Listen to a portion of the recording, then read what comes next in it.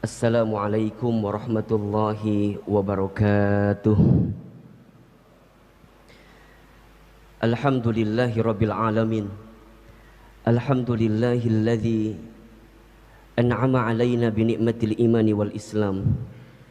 Asyhadu an la ilaha illallah wahdahu la syarikalah wa asyhadu anna Muhammadan abduhu wa rasuluh.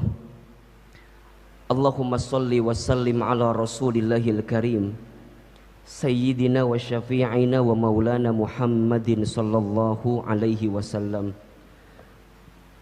wa ala alihi wa ashabihi wa man tabi'ahum bi ihsanin ila yaumiddin. Rabbi a'udzubika min hamadzatis syayatin wa a'udzubika rabbi ay yahdurun. Subhanaka la ilma lana illa ma 'allamtana innaka antal alimul hakim. La haula wa la quwwata illa billahil aliyyil azim. Hadirin ayah bunda jamaah Masjid Darussalam Kota Wisata yang insya Allah semua dalam rahmat dan ridho Allah subhanahu wa ta'ala. Alhamdulillah, segala puji kita panjatkan kepada Allah. Segala bentuk syukur kita haturkan kepada Allah yang pada kesempatan subuh pagi ini, subuh hari ini, Allah masih melembutkan hati kita, Allah masih meringankan langkah kita, Allah masih memberikan kesempatan kepada kita untuk menunaikan sholat subuh berjamaah di masjid. Mudah-mudahan sholat subuh yang kita tunaikan barusan bisa diterima oleh Allah subhanahu wa ta'ala, dan insya Allah menjadi amal terbaik sebagai bekal terbaik untuk berjumpa dengan Allah di waktu yang terbaik, dan insya Allah mudah-mudahan kita kelak dikumpulkan di tempat yang terbaik, yaitu surganya Allah subhanahu wa ta'ala. Hadirin ayah bunda yang dirahmati Allah, begitu luar biasanya pahala yang Allah siapkan untuk mereka yang menunaikan sholat subuh berjamaah di masjid. Saya sangat meyakini bahwa para ayah, hadirin sekalian, begitu memahami bagaimana keistimewaan yang Allah berikan kepada orang-orang yang senantiasa menghadirkan sholat subuh, menjaga sholat subuhnya di masjid. Di antara keterangan mungkin hadirin pernah mendengar bahwa barang siapa yang menunaikan sholat subuh, maka di saat yang bersamaan orang tersebut sedang berada dalam fi dhimmatillah, sedang berada dalam penjagaan Allah subhanahu wa ta'ala. Jadi seharian penuh, jika dia memulai aktivitas harinya dengan menunaikan sholat subuh, apalagi sholat subuh berjamaah di masjid, maka sepanjang hari itu dia sedang berada dalam penjagaan Allah subhanahu wa ta'ala. Jika Allah yang sudah menjaganya, maka tentu dia akan dibimbing, diarahkan, dan ditunjukkan pada jalan-jalan terbaik dalam kehidupannya. Dan sholat subuh ini biasanya menjadi sholat yang paling sulit, dan godaannya juga paling berat biasanya. Maka disebutkan dalam satu keterangan yang lain, ada dua waktu sholat katanya yang begitu berat untuk ditunaikan, yaitu sholat isya dan sholat subuh. Bahkan menjadi indikator orang-orang yang munafik. Yang paling berat ditunaikan oleh orang yang munafik itu adalah sholat isya dan sholat subuh.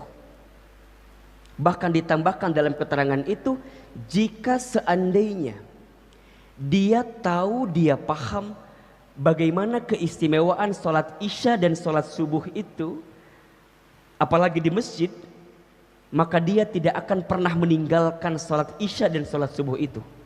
Bahkan jika dia tahu bagaimana istimewa dan luar biasanya maka dia tetap akan berjalan walaupun dengan cara merangkak. Saking kemudian begitu besarnya keistimewaan sholat isya dan termasuk sholat subuh yang kita tunaikan kali ini. Maka mudah-mudahan para ayah hadirin yang dirahmati Allah Subhanahu wa taala, kita diistiqomahkan oleh Allah sampai husnul khatimah.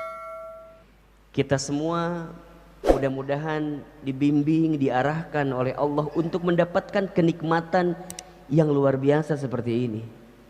Karena mohon maaf, tidak ada nikmat yang paling berharga dalam kehidupan kita kecuali nikmat untuk semakin mendekat taat kepada Allah Subhanahu wa taala.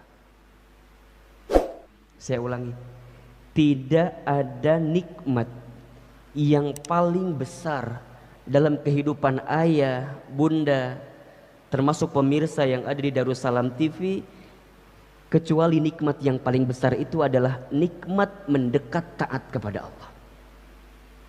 Nikmat harta, nikmat jabatan, nikmat keluarga, apapun itu, jika tidak menjadikan kita semakin mendekat kepada Allah, hati-hati, barangkali itu tidak berbuah menjadi nikmat, akan tetapi berbuah menjadi istidraj. Mungkin hadirin pernah mendengar istilah ini. Ya, ada nikmat, ada istidraj. Apa bedanya Ahilman? Nikmat itu semua yang Allah anugerahkan yang membuat kita semakin mendekat kepada Allah. Tapi jika istidraj, sesuatu yang seakan-akan membahagiakan, dibungkus dengan sesuatu yang menyenangkan, tetapi tidak membuat kita semakin dekat dengan Allah, hati-hati, khawatirnya itu bukan nikmat, tapi itu adalah istidraj. Maka oleh karena itu, ayah, bunda, hadirin yang dirahmati Allah, teruslah kita menjadikan setiap hari-hari kita untuk berbuat baik dan menebar kebaikan. Berbuat baik dan menebar kebaikan. Karena itulah yang kemudian akan menjadi bekal terbaik kita saat kita kembali kepada Allah Subhanahu wa taala. Mohon maaf lahir batin, kita ini semua ayah, bunda, hadirin sedang menghitung, menanti detik-detak perjumpaan dengan kematian kita. Semua di antara kita pasti akan wafat. Kullu nafsin dha'iqatul maut. Setiap yang bernafas, setiap yang berjiwa, setiap yang hidup, pasti dia akan berjumpa dengan yang namanya kematian. Satu kali dikisahkan sahabat Ibnu Umar radhiyallahu anhuma itu pernah duduk bersama dengan baginda Nabi Muhammad sallallahu alaihi wasallam. Kemudian ketika itu datang seorang pemuda. Lantas seorang pemuda itu bertanya kepada baginda Nabi Muhammad sallallahu alaihi wasallam. Apa pertanyaannya? Ya Rasulullah, siapakah orang beriman yang paling utama hidupnya? Atau dalam keterangan lain, siapakah orang mukmin yang paling mulia hidupnya? Maka baginda Nabi Muhammad SAW ketika itu menjawab, orang yang paling utama dalam hidupnya adalah dia ahsanuhum khuluqa, yang paling baik akhlaknya. Kemudian pemuda itu bertanya kembali kepada baginda Nabi. Pertanyaannya adalah, ya Rasulullah, siapakah di antara mukmin yang paling cerdas dalam hidupnya? Kemudian baginda Nabi menjawab, mukmin yang paling cerdas itu adalah dia yang paling banyak ingat mati dan mempersiapkan persiapan terbaik untuk berjumpa dengan kematiannya. Jika kita merujuk kepada keterangan dalam hadis ini, tiada hari yang dia lalui sebagai orang beriman kecuali dia ingat detik-detak perjumpaan dengan kematiannya semakin dekat dalam hidupnya. Maka tiada hari yang dia hadirkan dalam hidup kecuali bertaubat, bertaubat, bertaubat, bertaubat. Setelah bertaubat, dia hiasi dengan amal soleh, amal soleh, amal soleh. Karena itulah hiasan terbaik dalam kehidupan. Maka seringkali saya sampaikan, kalau ada di antara ayah bunda hadirin sekalian yang sampai saat ini masih diberikan kesempatan hidup oleh Allah, maka ingat dua hal. Satu, bisa jadi karena amal kita masih sedikit, sehingga Allah berikan kesempatan hidup kepada kita agar di sisa usia kita, kita memperbanyak amal terbaik di hadapan Allah Subhanahu wa ta'ala. Atau mohon maaf, boleh jadi yang kedua, karena dosa kita banyak sehingga Allah berikan kesempatan usia hidup kepada kita agar di sisa usia hidup ini kita lebih banyak bertobat, minta ampun kepada Allah Subhanahu wa ta'ala. Ingat dua hal itu saja. Dan tidak ada nasihat yang paling berharga dalam kehidupan ini kecuali nasihat tentang kematian. Kita menyaksikan di waktu terdekat ini mungkin banyak di antara para ulama kita, guru-guru kita, saudara kita, sahabat kita, tetangga kita, teman-teman kita yang sudah dipanggil usianya oleh Allah Subhanahu wa ta'ala. Maka pertanyaannya, jika seandainya usia hidup kita tidak lama lagi, maka kira-kira bekal apa yang sudah kita persiapkan untuk berjumpa dengan Allah Subhanahu wa ta'ala? Maka mudah-mudahan sholat subuh kita, taklim kita, silaturahim kita yang kita hadirkan setiap hari dalam kehidupan kita, ini bisa menjadi hiasan-hiasan terbaik, amalan-amalan terbaik untuk kita memiliki bekal terbaik saat kita berjumpa dengan Allah Subhanahu wa ta'ala. Mudah-mudahan ayah, bunda, jamaah semua dalam keadaan sehat walafiat. Dan yang sedang sakit, kita doakan semoga Allah berikan kesembuhan. Dan yang sedang sulit, semoga Allah berikan kemudahan. Amin, amin ya rabbal alamin. Hadirin yang dirahmati Allah, di kajian kali ini Al-Fakir coba ingin memberikan satu materi yang mudah-mudahan harapannya bisa menguatkan hati dan juga diri kita semua di tengah kondisi yang saat ini sedang kita hadapi. Judul kajiannya adalah Agar Kuat Saat Diuji. Agar kuat saat diuji. Sebelum saya lanjut, kira-kira yang hadir di sini hari ini ada yang sedang diuji atau tidak? Halo?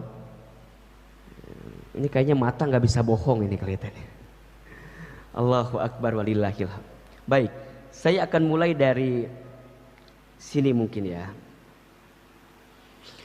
Ayah bunda yang dirahmati Allah, selama kita hidup di dunia, selama itulah kita akan diuji. Setuju nggak kira-kira? Setuju? Selama kita hidup di dunia, selama itulah kita akan diuji. Dan ujian dalam hidup ini, ayah, bunda, jamaah yang dirahmati Allah, hanya ada dua saja. Dua ujian itulah yang digilirkan dalam setiap kehidupan manusia. Ahilman, apa di antara dua ujian itu? Ayah bunda bisa melihat di Quran surat Al-Anbiya ayat 35. Surat apa? Al-Anbiya ayat berapa? 35. Perhatikan dengan iman ayat berikut ini. A'udzubillahi minasyaitonirrajim. Bismillahirrahmanirrahim. Kullu nafsin dha'iqatul maut. Setiap yang bernapas, berjiwa, yang hidup pasti dia akan mati. sebelum dia berjumpa dengan kematiannya, maka dia akan melalui proses hidup yang namanya dunia. Dan hari ini ayah bunda kita semua sedang berada di fase kehidupan yang namanya dunia. Apa yang akan Allah hadirkan dalam kehidupan dunia kita? Lanjut. Wa nablukum bisyarri wal khairi fitnah. Dan kami akan menguji kamu sekalian. Siapa? Manusia. Siapa? Manusia beriman. Siapa? Kita semua. Apa?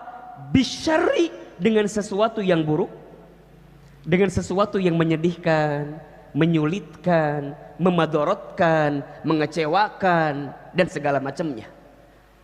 Dan wal khairi, dan kebaikan, atau sesuatu yang membahagiakan, menyenangkan.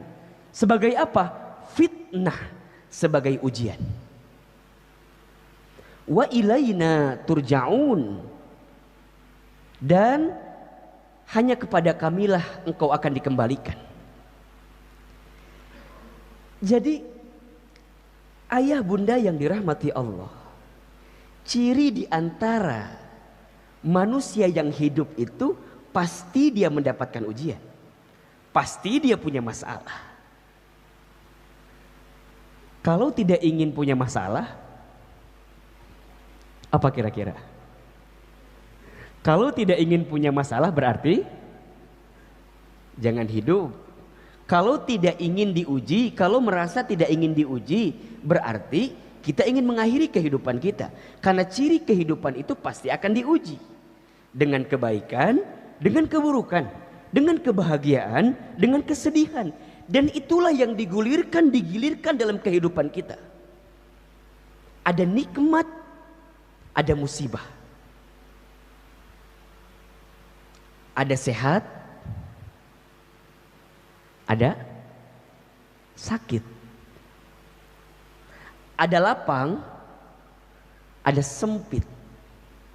Ada saat mendapatkan, ada saat kehilangan. Ada saat tertawa, tersenyum, tapi ada saat menangis, bersedih. Jadi semuanya ujian gitu. Ada hidup, ada mati. Itu ujian. Sekarang saya mau tanya nih, punten mohon maaf. Biasanya hadirin lebih siap diuji dengan sesuatu yang menyenangkan atau yang menyedihkan? Halo? Jelas tidak ini pertanyaannya nih? Kita ini lebih siap diuji dengan yang membahagiakan atau yang menyedihkan? Nah, jawabannya beda-beda ya. Kalau boleh saya jawab, mohon maaf ya kalau berbeda. Biasanya kita itu seringkali tidak menganggap sesuatu yang membahagiakan itu sebagai ujian. Betul atau tidak? Kita menganggap, mohon maaf ya, kesehatan kita, keluarga yang harmonis itu, pangkat, jabatan, karir, itu bukan bagian ujian gitu. Karena berjalan mulus, lancar, betul atau tidak? Kita seringkali menganggap ujian itu sesuatu yang berat-berat saja. Dan itu wajar, masih mending dia nganggap itu ujian. Ada yang tidak sadar menganggap sesuatu yang buruk pun bukan ujian gitu. Nah maka dari sinilah kita akan memahami bahwa oh berarti ahilman setiap proses apapun yang kita dapatkan dalam hidup itu adalah ujian. Iya. Mudahnya berarti jika ada di antara hadirin pemirsa Darussalam TV, jamaah, ayah bunda yang hari ini sedang diuji dengan sesuatu yang membahagiakan, jangan sombong, jangan takabur, jangan ujub, jangan merasa bahwa kita di atas segalanya. Ingat, bisa jadi besok lusa kita akan terjatuh, kemudian kita kehilangan apa yang membahagiakan dalam kehidupan kita.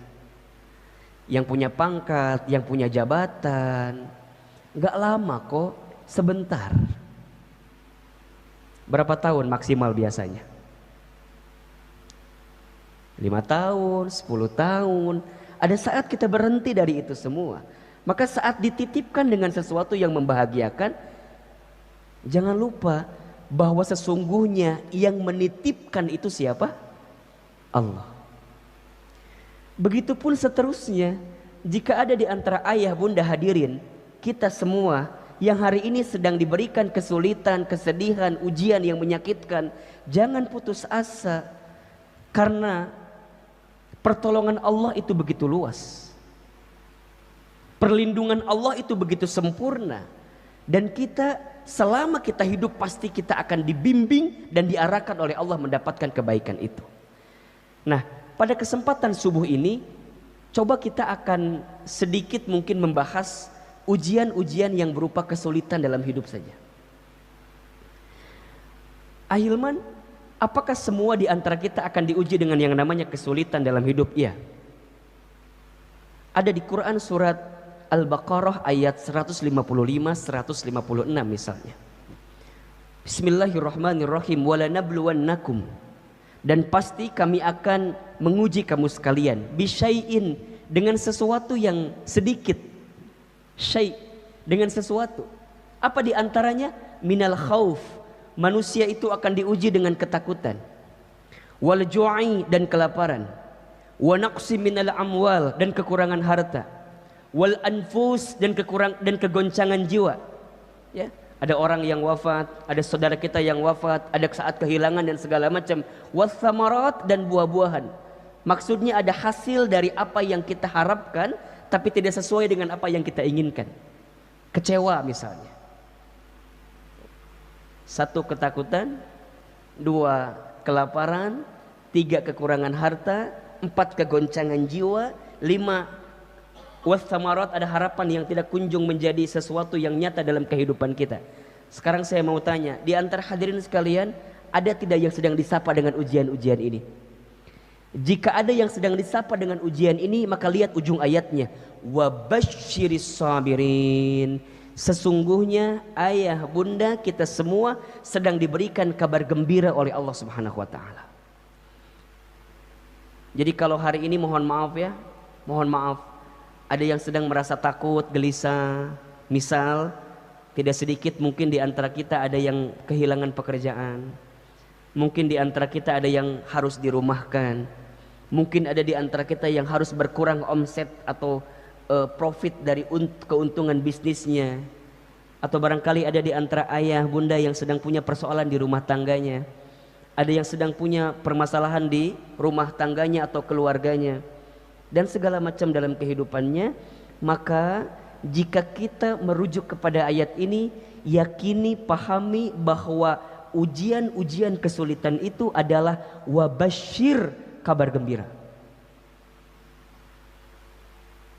Bagi siapa? As-sabirin, bagi orang-orang yang sabar. Siapakah orang yang sabar itu? Lanjut ayat selanjutnya. Alladzina idza asabathum musibah qalu inna lillahi wa inna ilaihi rajiun.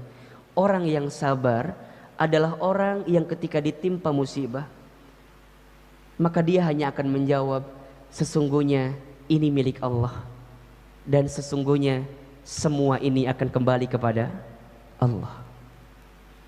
Bahasa mudahnya adalah orang yang sabar itu adalah orang yang mengembalikan setiap perkara kesulitan dalam hidupnya kembali kepada Allah.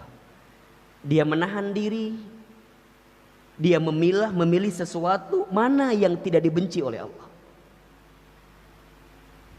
Dia hanya akan fokus mencari jalan keluar, mencari solusi yang jalan keluar solusi itu adalah sesuatu yang diridhoi oleh Allah Subhanahu wa taala. Dia bisa marah, dia bisa frustasi, dia bisa stres, iya, tapi dia tahu itu dibenci oleh Allah. Dia tahu itu perkara yang Allah tidak ridho dengannya. Maka dia memilih jalan lain mana yang barangkali Allah lebih ridho dengan dirinya. Jadi mohon maaf ya, Sabar itu tidak identik dengan berdiam diri atau apa? Tidak identik dengan putus asa, bukan. Sabar itu memilih jalan terbaik yang sesuai dengan aturan Allah Subhanahu wa taala. Dia tidak melanggar aturan-aturan Allah dalam kehidupannya. Itu sabar. Dan sikap ini menjadi penting. Jadi kalau ada di antara hadirin sekalian yang sedang disapa dengan kesulitan dan langsung cara berpikirnya adalah, oh iya, Allah sedang menitipkan pesan cinta, kabar gembira kepada kita dengan ujian-ujian ini. Ahilman, kenapa disebut dengan kabar gembira dari setiap ujian kesulitan itu? Mohon maaf, kalau boleh saya tanya, setuju atau tidak? Kita itu sholatnya bisa lebih khusyuk, doanya bisa lebih panjang, sujudnya bisa lebih lama jika sedang diuji dengan kesulitan. Betul atau tidak? Bukankah itu nikmat? Bukankah itu kabar gembira? Yang barangkali Allah ingin menyapa hadirin sekalian. Allah ingin menghadirkan pesan cintanya melalui ujian-ujian itu agar kita segera kembali kepada Allah Subhanahu wa taala. Salat tahajudnya jadi rajin, salat duhanya jadi rajin, ngaji Qur'annya jadi rajin, ke masjidnya jadi rajin, infak sedekahnya jadi rajin. Biasanya ketika sedang diuji, betul atau tidak? Maka saat dia diuji, ya, dengan ujian yang tadi saya sampaikan, satu ada yang bentuknya kebahagiaan, satu bentuknya ada yang kesedihan, maka sebagai orang beriman dia punya sikap terbaik dalam hidupnya. Apa sikapnya? Ajaban li amril mu'min, sungguh menakjubkan keadaan orang beriman itu. Kenapa? Inna amrohu kullahu khair. Semua perkara, sesungguhnya semua perkara bagi orang beriman itu semuanya baik. Dan tidak akan didapatkan kebaikan ini kecuali bagi orang beriman. Bagaimana keadaannya? In asobathu sarra'u syakara. Jika dia mendapatkan sesuatu yang membahagiakan, maka dia bersyukur. Fakana khairullah, karena itu baik baginya. Wa in asobathu dharra'u sabara. Jika dia mendapatkan sesuatu yang madarat, yang sulit, yang sedih, maka dia bersabar. Fakana khairullah, karena itu baik baginya. Hadis riwayat Muslim. Bagi orang beriman semuanya baik. Semuanya baik. Tidak ada yang gak baik. Tapi kan Ustadz, wajar atuh kalau gelisah, wajar atuh kalau resah gitu ya, galau dan segala macam, wajar, manusia biasa. Innal insana khuliqa halu'a. Sesungguhnya manusia itu diciptakan dengan keluh kesah, kan gitu. Wajar. Tapi yang tidak wajar apa? Berlebihan dalam kegelisahan. Yang tidak wajar adalah berlebihan dalam keresahan. Jika hadirin sekalian berlebihan dalam kegelisahan, tanyakan di hati kita, jangan-jangan iman kita kepada Allah sedang dipertanyakan dalam kehidupan kita. Ustadz, gimana ini kalau pandemi terus-menerus begini terus gitu ya? Gimana ini kalau Covid nggak selesai-selesai gitu? Itu bukan ungkapan orang beriman. Orang beriman tidak seperti itu, ayah bunda. Ahilman, gimana nih kalau aduh gini terus usaha nggak lancar nih, omset berkurang dan segala macam. Iya, dia tahu sedang sulit, tapi ungkapan yang keluar bukan seperti itu. Karena di hatinya masih ada iman. Berarti ketika di hatinya masih ada iman, dia masih yakin dan percaya kepada Allah Subhanahu wa taala. Bukan tidak ikhtiar, dia ikhtiar. Tapi keyakinannya kepada Allah menjadi guidance terbaik dalam hidupnya. Menjadi petunjuk terbaik selama ada Allah. La tahzan, jangan sedih. La takhaf, jangan takut, jangan khawatir. Innallaha ma'ana, sesungguhnya Allah bersama dengan kita. Karena semua yang dihadirkan dalam kehidupan kita pasti ada hikmah terbaik. Yang sulit itu adalah bisa menggali hikmahnya gitu ya. Hikmahnya apa gitu. Maka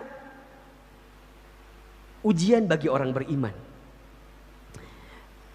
Mudah-mudahan kita semua termasuk golongan orang beriman ya. Maka saya langsung fokus aja ujian bagi orang beriman. Bagi kita yang mudah-mudahan dicatat oleh Allah sebagai orang beriman.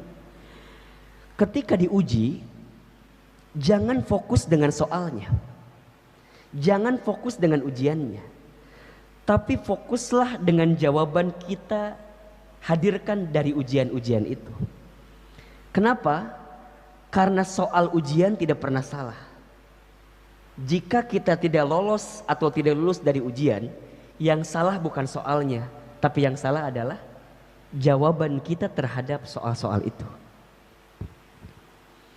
Saya buat analogi yang sederhana.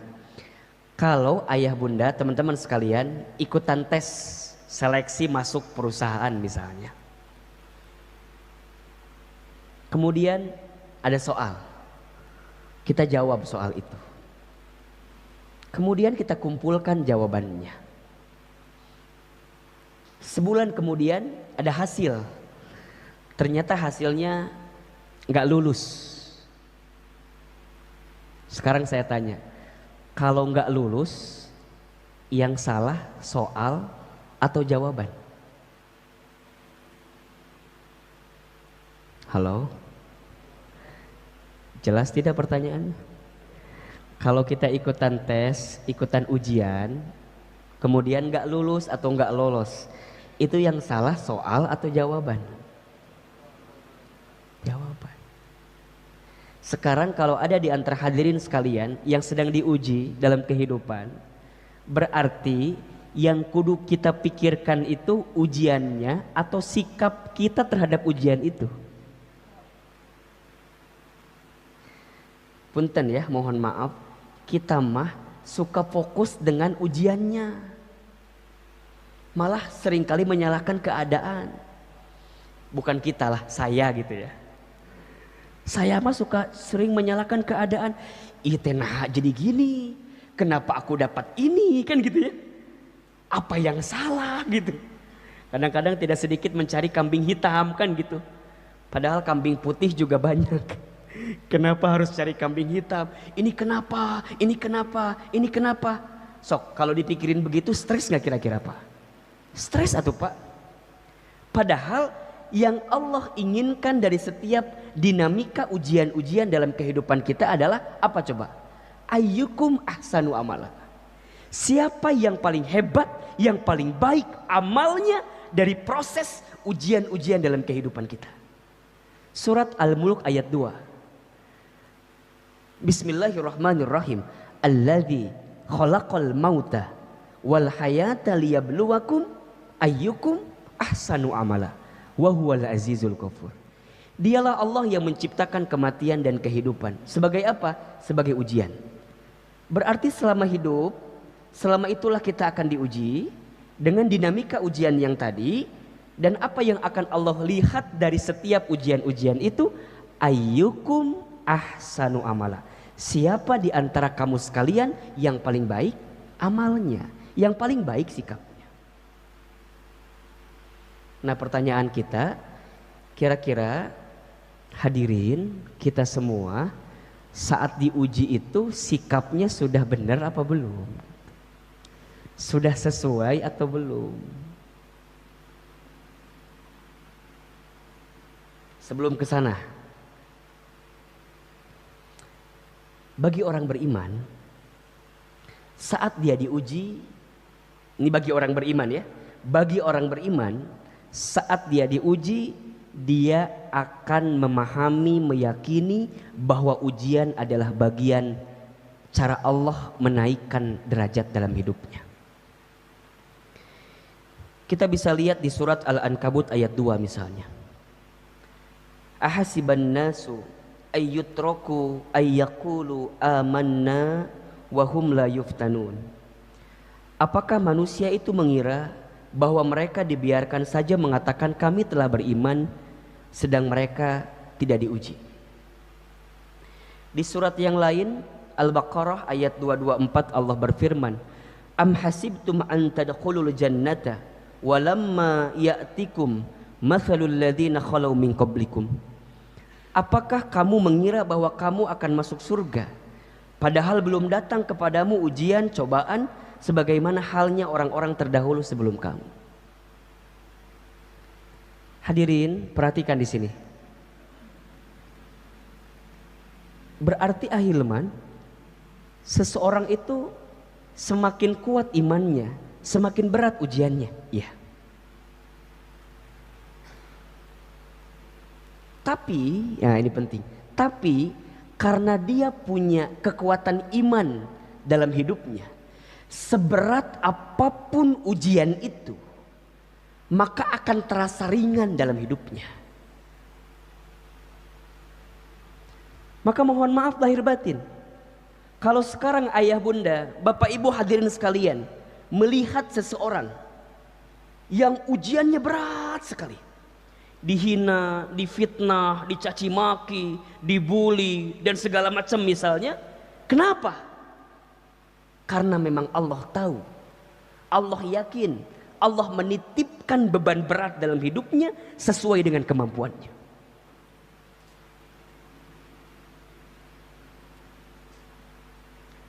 Benteng iman itulah yang menguatkan dia untuk selalu siap menghadapi ujian apapun.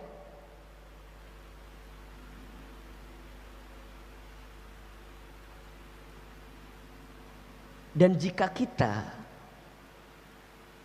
diuji keimanannya oleh Allah, maka akan diuji dengan ujian-ujian itu. Para nabi, para rasul, ujiannya banyak atau sedikit? Banyak. Sejak nabi yang pertama sampai nabi yang terakhir, ujiannya Allahu Akbar walillahil hamd banyak. Nabi Adam diuji. Apa ujiannya? Tidak tanggung-tanggung kan? Di antara banyak ujian itu diusir dari surga. Karena ada satu peristiwa membangkang kepada Allah ketika itu kan? Nabi Nuh diuji atau tidak? Diuji dengan apa? Dengan keadaan istri dan anaknya yang membangkang kepadanya. Terbayang gak oleh ayah bunda? Mengajak umatnya, mengajak kaumnya yang membangkang, yang menolak. Bukan orang yang jauh, tapi orang yang dekat.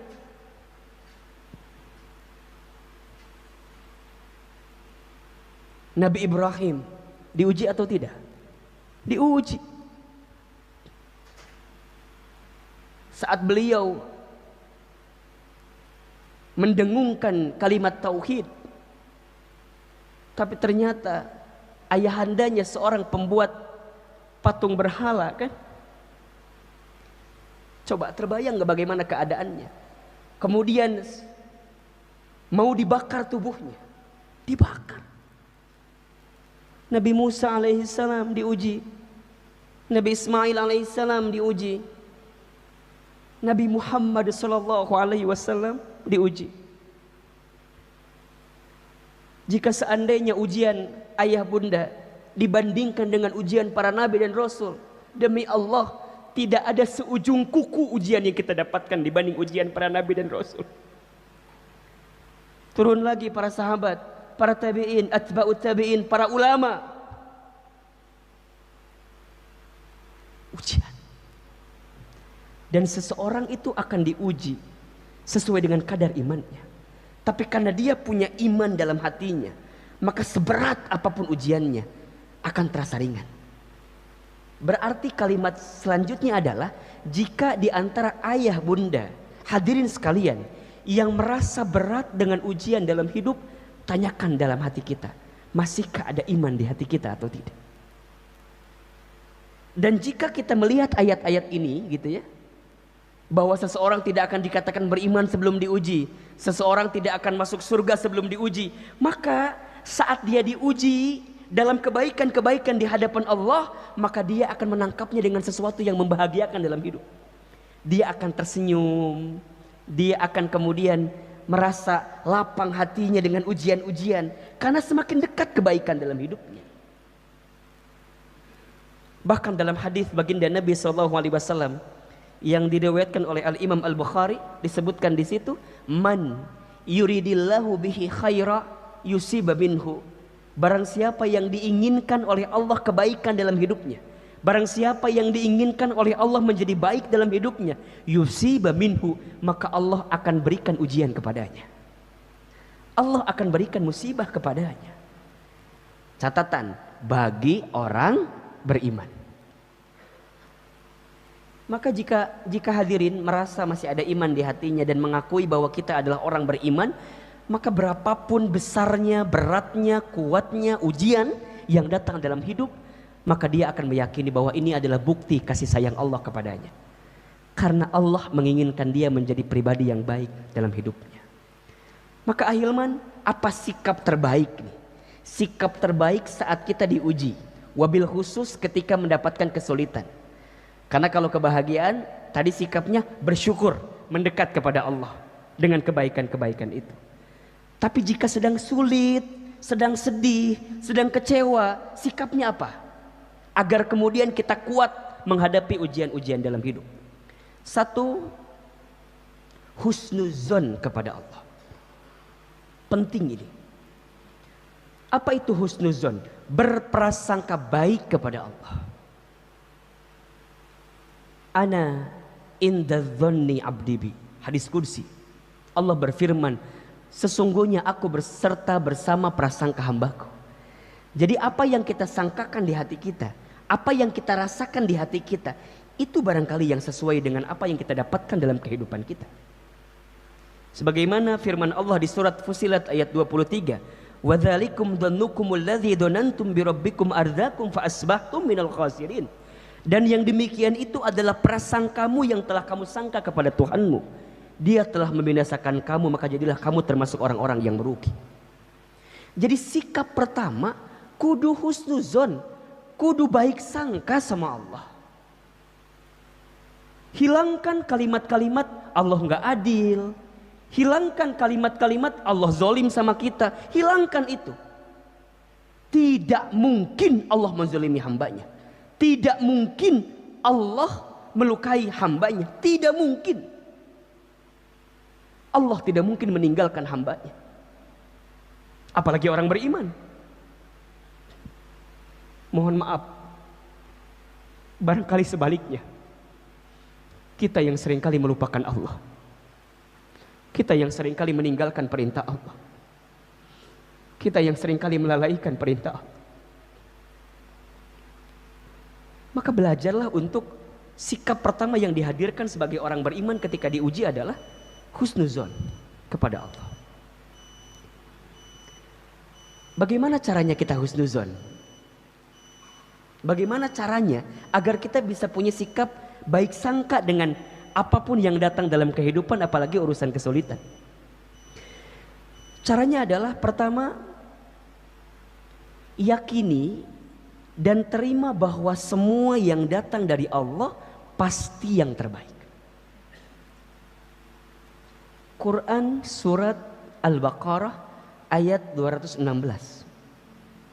Ada di tengah menuju penghujung ayatnya. Bismillahirrahmanirrahim. Wa asa an takrahu syai'an wa huwa khairul lakum. Boleh jadi kamu membenci sesuatu, padahal itu amat baik bagimu. Wa asa an tuhibbu syai'an wa huwa syarrul lakum. Boleh jadi kamu menyukai sesuatu, padahal itu amat buruk bagimu. Wallahu ya'lamu wa antum la ta'lamun. Allah mengetahui sedangkan kamu tidak mengetahuinya.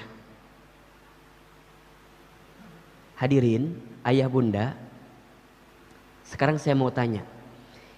Kita itu kalau mengukur kebaikan seringkali menggunakan indikator aturan Allah atau menggunakan pandangan kita sebagai manusia.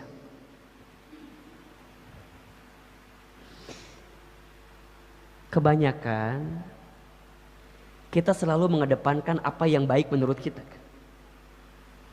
kudu gini, kudu gitu. Kalau nggak gini, kalau nggak gitu, itu nggak baik dalam kacamata kita. Kita lupa mengedepankan indikator kebaikan dalam hidup ini sesuai dengan aturan Allah.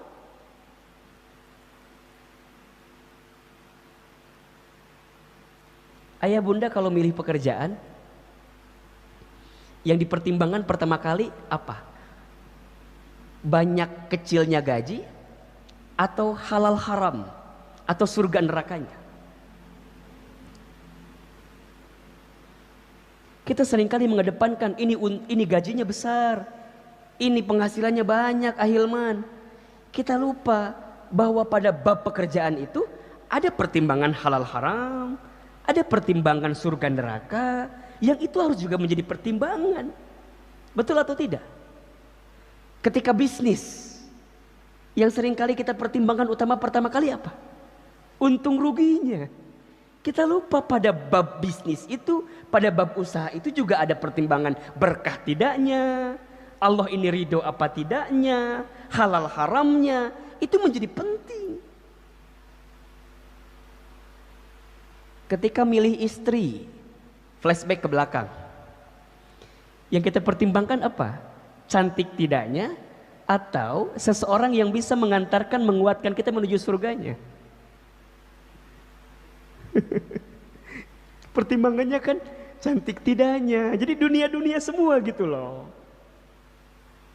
Ketika punya anak, menyekolahkan anak, mencari pendidikan untuk anak, apa yang kita pertimbangkan? Pernahkah ayah mempertimbangkan? Bunda, pernahkah mempertimbangkan? Ahilman, saya tuh pengen punya anak, pendidikannya saya pilih pendidikan yang terbaik, yang bisa menghadirkan mahkota terbaik ketika saya berjumpa dengan Allah. Saya pengen punya anak yang hafal Quran, yang hafiz Al-Quran, yang mampu mendekat taat kepada Allah, yang akhlaknya istimewa dalam kehidupan. Atau barangkali ayah bunda lebih banyak mempertimbangkan ini akreditasinya A, ini juara olimpiade B, dan segala macamnya. Kita lupa mempertimbangkan pertimbangan yang bisa mendekatkan kita kepada Allah Subhanahu wa taala. Dan pertimbangan itulah pertimbangan yang paling kuat seharusnya. Maka bagi orang beriman, ketika dia diuji, ketika dia sedang sulit, sikap pertamanya langsung yakin bahwa baik sangka kepada Allah. Ini yang terbaik bagiku.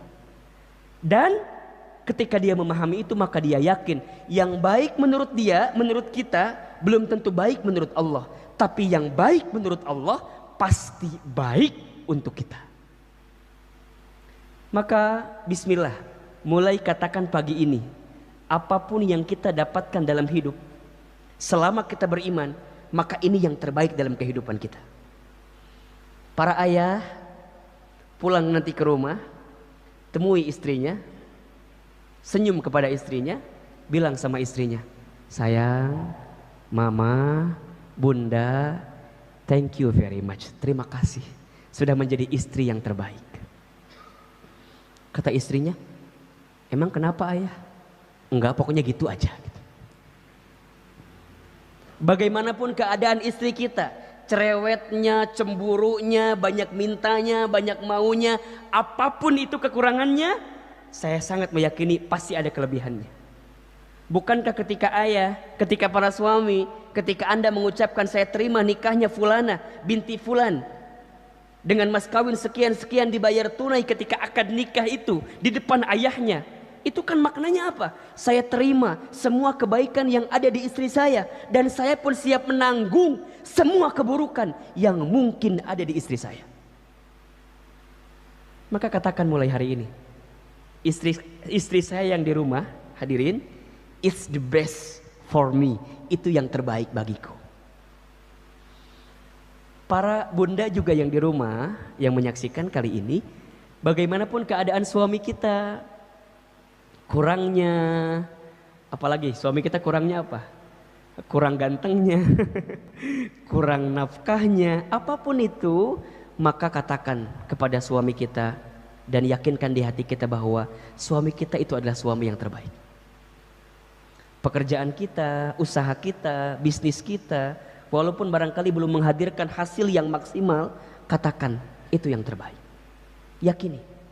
Termasuk hari ini ketika kita disapa dengan COVID-19, ketika kita disapa dengan penyakit wabah, kita kan gak pernah mau punya penyakit seperti ini, punya pandemi seperti ini. Tapi kita percaya bahwa ada hikmah di balik musibah. Ya Allah, terima kasih. Kalau ayah bunda boleh renungi, coba saya mau tanya, Ramadan yang paling indah untuk ayah bunda kapan kira-kira? Indah dalam artian kita bisa menghadirkan kebersamaan dengan keluarga gitu ya. Bisa sholat berjamaah isya tarawih dengan keluarga, buka sahur lebih banyak bersama dengan keluarga. Kalau boleh saya cerita, rasanya Ramadan tahun ini yang saya dapatkan itu gitu ayah bunda. Jauh sebelum ini sahur kadang-kadang di luar, buka di luar, tarawih di luar, jadwal kajian subuh karena harus sholat subuh di luar jadi di luar. Bahkan kalau ingat 2 tahun yang lalu 2016, 2017 saya hampir 2 tahun berturut-turut Ramadannya di Amerika Serikat, jauh dari keluarga. Tahun ini Allah berikan kesempatan. Wasilahnya kalau bukan karena COVID misalnya mungkin gak akan kejadian seperti itu. Ada hikmah gak kira-kira? Ada hikmah. Para ayah yang belum pernah jadi imam sholat taraweh, kemarin maksain apa enggak? Maksain. Walaupun barangkali keadaannya bacaannya belum sempurna dan belum baik, tapi kan maksain. Ujungnya jadi belajar tahsin, jadi belajar tajwid, betul enggak? Memperbanyak hafalan.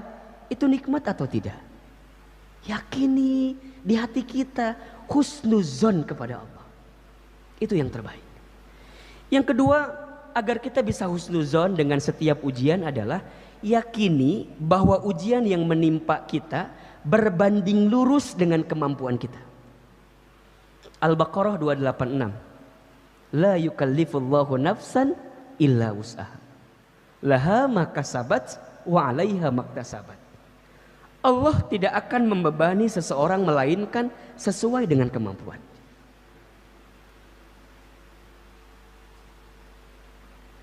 Kenapa ayah bunda yang diuji dengan kesulitan ini yakini, percaya bahwa pundak ayah bunda yang memang kuat untuk menerima ujian-ujian ini.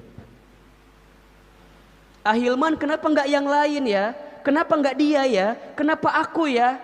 Karena Allah tahu pundak ayah bunda kuat menerima beban itu.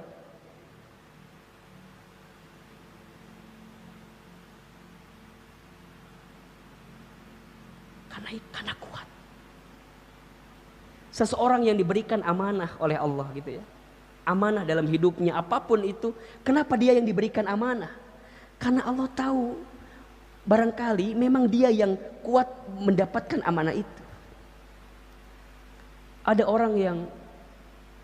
seseorang yang mendapatkan ujian bertubi-tubi gitu. Dihina, dicaci maki, difitnah, dicari kesalahan dan segala macamnya. Kenapa hanya beliau? Kenapa hanya dia? Karena yakinlah Allah tahu pundak beliau kuat, sehingga bisa menerima beban itu. Maka ayah bunda nih, kalau sekarang kita merasakan ujian dan ujian itu terasa berat, tanamkan di hati kita, Allah percaya kepada kita. Allah yakin sama kita. Maka poinnya adalah, ayah bunda, hadirin sekalian, jangan sibuk membandingkan ujian yang kita terima dengan ujian orang lain. Saya ulangi ya. Jangan sibuk membandingkan ujian yang kita terima dengan ujian dengan orang lain. Kita suka merasa enak ya dia mah, enak ya dia mah. Belum tentu. Begitupun seterusnya, jangan mengukur indikator kebahagiaan orang lain untuk kebahagiaan kita. Saya ulangi, jangan menggunakan ukuran kebahagiaan orang lain menjadi indikator kebahagiaan kita. Belum tentu apa yang bahagia di mata kita untuk orang lain menjadi kebahagiaan untuk kita. Belum tentu. Jika ayah bunda hari ini merasa lelah, merasa capek, merasa terbebani dengan setiap urusan kehidupan kita, percayalah, bisa jadi di luar sana banyak orang yang menginginkan pekerjaan kita itu. Jika ada di antara bisnis, usaha, pekerjaan kita yang ayah bunda merasa berat sekali ya Ahilman, susah sekali ya Ahilman, Allahu Akbar, di luar sana ada orang yang memimpikan, mendambakan pekerjaan, bisnis, usaha yang sedang kita lakukan. Begitupun seterusnya. Jika ada di antara ayah bunda yang hari ini sedang merasa berat, sulit gitu ya, dengan setiap ujian-ujian dalam hidup, barangkali percayalah Allah sedang siapkan kebaikan dalam kehidupan kita itu. Maka penting ini ya, gampangnya beginilah, jangan mengukur ukuran kaki kita dengan ukuran sepatu orang lain gitu. Kaki kita ukurannya 38, pakai yang ukuran sepatu 42, apa yang terjadi kira-kira? Apa yang terjadi? Longgar, betul? Kaki kita 38, pakai yang 36 ukurannya. Apa yang terjadi? Sempit. Hidup ini adalah hidup yang terbaik yang Allah berikan. Maka sikap kedua adalah yakini bahwa ujian yang menimpa berbanding lurus dengan kemampuan kita. Yang ketiga, agar kita bisa husnuzon, kemudian kita kuat dengan ujian, yakini bahwa bersama kesulitan ada kemudahan. Fa inna ma'al usri yusra. Inna ma'al usri yusra. Maka sesungguhnya bersama dengan kesulitan itu ada kemudahan. Yakin jika dengan bersama Allah, ikhtiar kita akan semakin optimal. Ya, jangan menuhankan ikhtiar kita. Tapi bukan berarti tidak boleh ikhtiar. Ikhtiar harus. Tapi jangan menuhankan ikhtiar kita. Kita harus ikhtiar maksimal, tapi pada akhirnya hasil yang menentukan siapa? Allah Subhanahu wa taala. Sikap pertama, husnuzon kepada Allah. Pertanyaannya adalah, sudah hampir 10 bulan ya kita disapa dengan pandemi COVID-19 di Indonesia. Tanyakan hati kita, masihkah ada prasangka buruk di hati kita kepada Allah? Masihkah ada kata-kata negatif yang seringkali kita keluarkan dalam kehidupan kita? Jika ada, bertobat, minta ampun sama Allah, dan mulai hari ini buka, lapangkan hati untuk berprasangka baik kepada ketentuan Allah Subhanahu wa taala. Masih ada 2 poin lagi ke depan. Mudah-mudahan kita akan bahas di waktu yang akan datang, dan semoga bermanfaat apa yang dihadirkan pada kesempatan pagi ini. Terima kasih banyak atas perhatiannya. Jika ada yang mau ditambahkan atau disempurnakan dari para ayah, para jamaah, silahkan.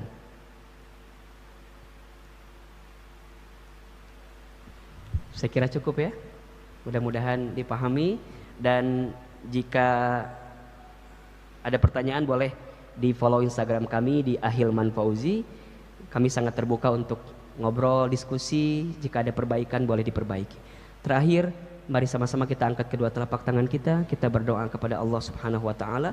Semoga Allah bimbing dan tunjukkan jalan terbaik dalam setiap aktivitas kita. Ala hadhihi niyyah wa ala kulli niyatin sholihah. Al-Fatihah.